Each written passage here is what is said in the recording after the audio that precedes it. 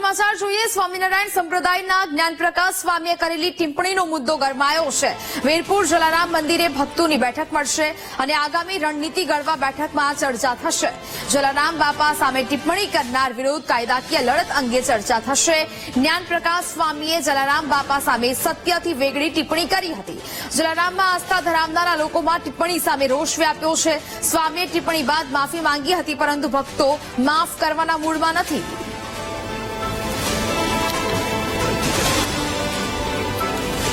સ્વામી વીરપુર પધારેલા। વીરપુર કોનું?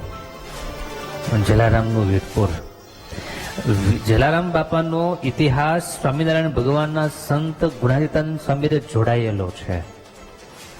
જલારામ બાપા જુનાગઢમાં સ્વામિનારાયણ મંદિરમાં ઘણું રહ્યા અને ઘણી સેવા કરી। સ્વામીએ બહુ હેત।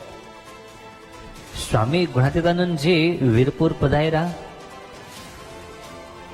જલારામ ભગતે સમાચાર સાંભળ્યા કે સ્વામી આવ્યા છે, એટલે ખાસ સ્વામીને લેવાને માટે બોલાવવા માટે આવ્યા અને સ્વામી ત્યાં પધાર્યાની જગ્યામાં બેસાડ્યા। સ્વામી બહુ રાજી થયા।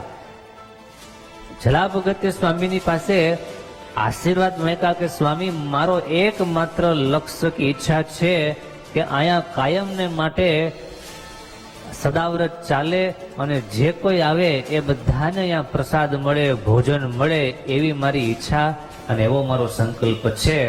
ગુણાતીતાનંદ સ્વામી કે બહુ સારું, તો પેલા અમને તો જમાડો। સંવાદદાતા વિક્રમસિંહ ફોન લાઈન પર જોડાયા છે। વિક્રમસિંહ, સ્વામિનારાયણ સંપ્રદાયના જે જ્ઞાનપ્રકાશ સ્વામીએ ટિપ્પણી કરી હતી તેનો મુદ્દો હવે ગરમાયો છે અને તેને જ લઈને એક બેઠક આજે મળવા જઈ રહી છે। શું વિગત? ચોક્કસ જો વાત કરવામાં આવે તો જે વીરપુર યાત્રાધામ જે જલારામ બાપાનું મંદિર છે, જેને સૂત્ર બહાર કાઢ્યું છે, જ્યાં ટુકડો જ્યાં હરી ટુકડો, તેવા સૂત્ર લઈને એક આમરોલીના જ્ઞાન પ્રકાશ સ્વામીએ એક નિવેદન કર્યું હતું અને સોશિયલ મીડિયામાં છે તે વિડીયો વાયરલ થયો હતો। તેને લઈને રઘુવંશી સમાજ અને વીરપુર અને ભક્તજનોમાં છે તે આક્રોશ જોવા મળી રહ્યો છે।